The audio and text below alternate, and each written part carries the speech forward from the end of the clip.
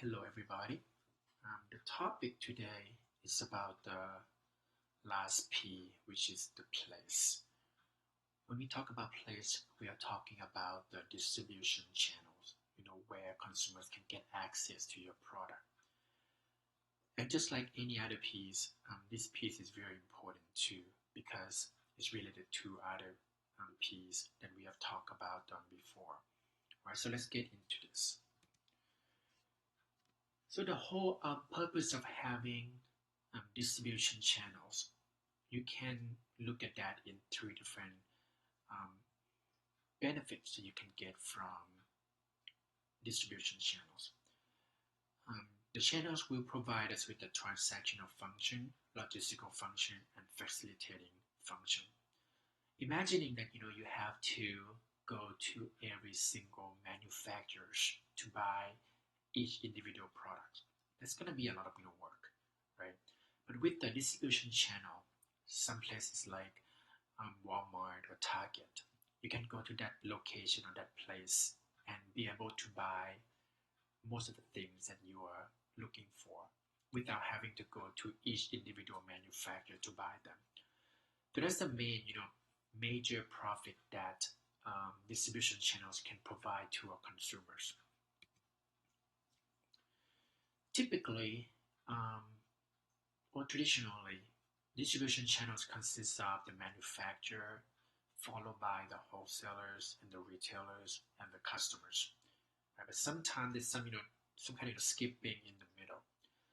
And this skipping could be because distribution channels cannot agree with each other or they don't find each other useful. So they feel the need that, okay, why do I need to use this distribution channel when I can just sell that directly to our consumers? So it could be that, manufacturers sell the product to wholesalers and then the wholesalers skip the retailer and sell the products directly to our consumers. This skipping process, we call disintermediation. This is when one of the, middlemen in the middle got skipped by other middlemen because they don't think that this middleman provides any benefits to this whole transaction here. So when you look at the channels of distribution, we have from the very big, the very direct one that we call the direct distribution. This is when the producer sells directly to customers, all the way to producer, wholesalers, retailers, and then to customers. So how many distribution channels in the middle that you need depends on your companies, depends on the products that you're selling. So there are other factors that determine how many distribution channels you will need in the middle. Of course, most companies, they use more than two distribution channels when they sell their products. And when companies use more than two distribution channels, we call this dual or hybrid distribution channels. This is when you use multiple channels to help distributing your products to consumers. Moreover, some companies even combine multiple channels beyond just wholesalers and retailers. Something like distributor, direct sale, direct mail, all of these distribution channels to create what we call the hybrid marketing system. All of these different channels will help each other out in order to sell the products to consumers. Just like any other piece, when you plan on using distribution channels, you need to follow different steps.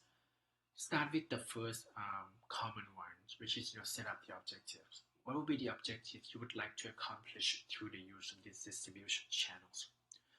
And then you move on to the next step, which try to evaluate the internal and external environment influences that you have, your strengths, your weaknesses, the opportunity that you can use on distribution channels, and what would be the threats that will prevent you from using those channels successfully.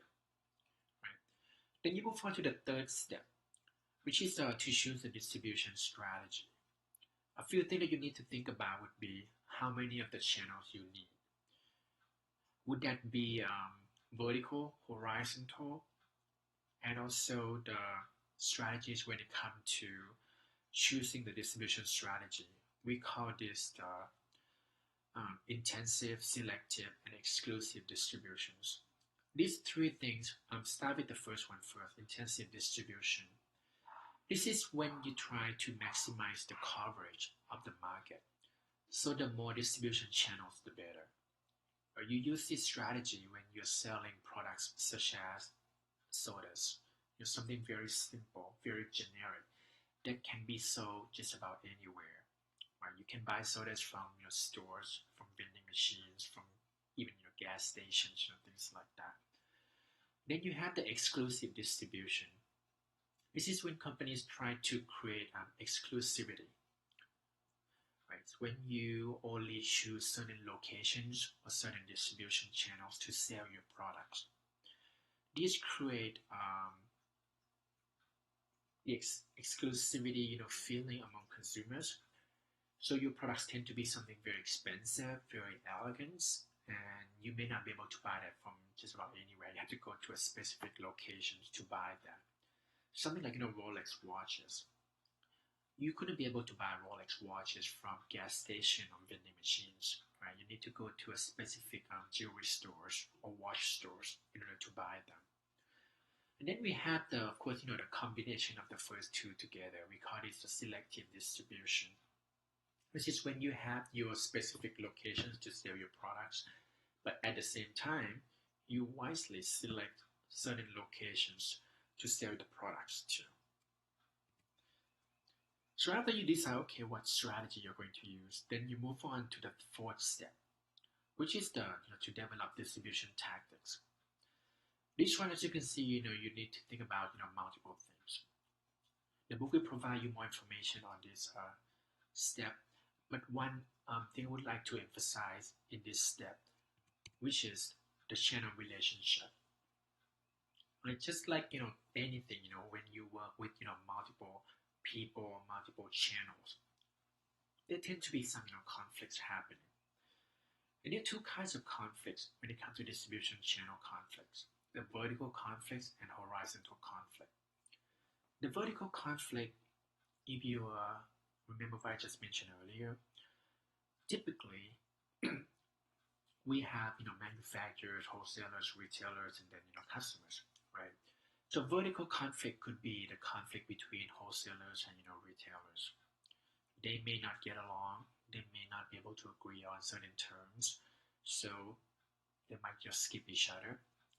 They might not be able to work with each other successfully. So we call this vertical conflict.